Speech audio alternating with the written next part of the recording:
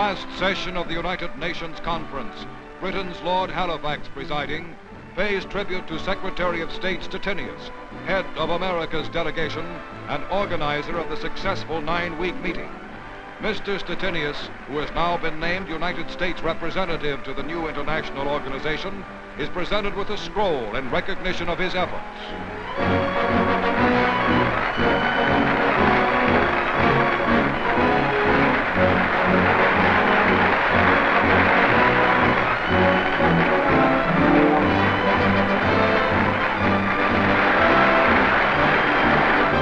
Then, a history-making moment, as Lord Halifax calls for a standing vote on the approval of the Charter of International Organization, and the heads of the 50 United Nations delegations rise to be counted.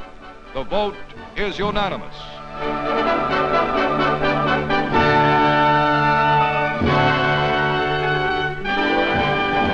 As the session adjourns, delegates burst into applause.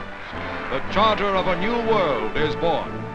Arriving in San Francisco for the final conference session is President Harry S. Truman. He is met by Mr. Stettinius with the U.S. delegates and the chiefs of the 49 other delegations. Among them, Field Marshal Christian Smuts, Premier of South Africa, and the Prime Minister of Canada, Mr. Mackenzie King. President Truman leaves for a brief tour through San Francisco. His is the first visit to San Francisco by a chief executive in 7 years. 500,000 citizens turn out to hail the presidential motorcade.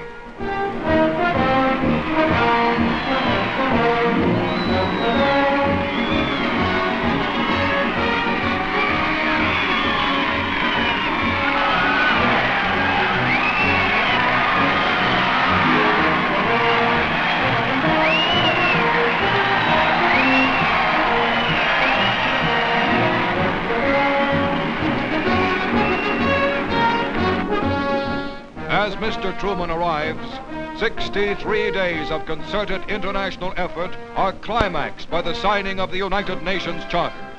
First to sign is China, the first nation that suffered Axis aggression. Dr. Wellington Koo signs with the traditional Chinese brush. The delegation of the Soviet Union, Ambassador Andrei Gromyko, signs for Russia.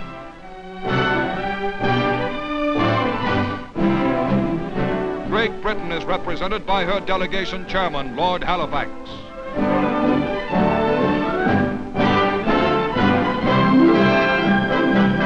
The Republic of France, acting delegation chairman, Joseph-Paul Boncourt.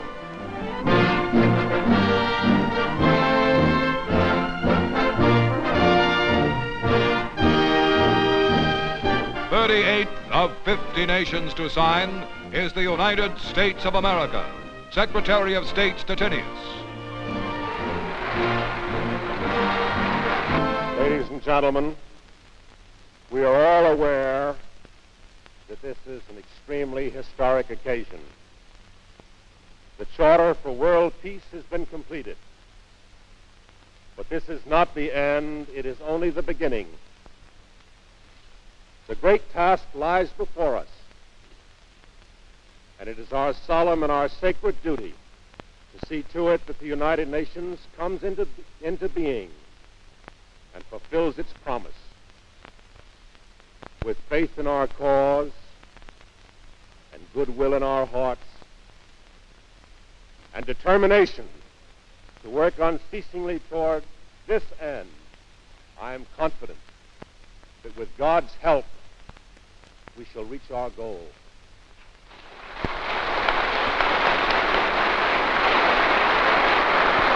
Senator Connally is next to sign for the United States. Senator Arthur Vandenberg.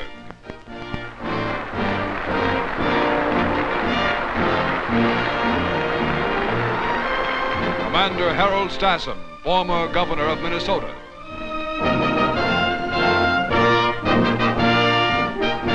A vital and a difficult job, well done. Appearing before the last formal session of the United Nations Conference, President Truman congratulates the 280 delegates and expresses the world's hopes for the new international organization. Charter of the United Nations, which you are now signing, is a solid structure upon which we can build for a better world. History will honor you for it. Between the victory in Europe and the final victory in Japan, in this most destructive of all wars, you have won a victory against war itself. If we had had this charter a few years ago, and above all the will to use it, millions now dead would be alive.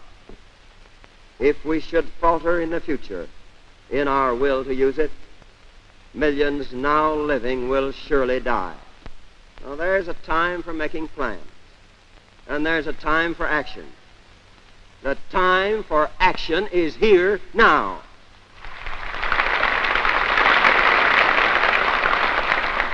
Let us, therefore, each in his own nation and according to its own way, seek immediate approval of this charter and make it a living thing.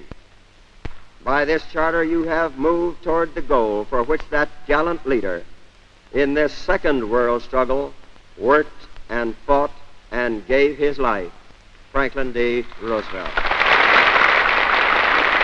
This new structure of peace is rising upon strong foundations. Let us not fail to grasp this supreme chance to establish a worldwide rule of reason, to create an enduring peace under the guidance of God. On a note of enthusiasm unequaled among nations in all history, the San Francisco Conference is adjourned.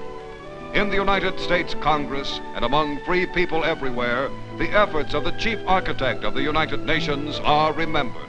Remembered, too, are the words he spoke shortly before he died on World Organization, expressing his confidence that Congress and the American people will accept the results of this conference as the beginnings of a permanent structure of peace, upon which we can begin to build under God that better world in which our children and grandchildren, yours and mine, the children and grandchildren of the whole world, must live and can live.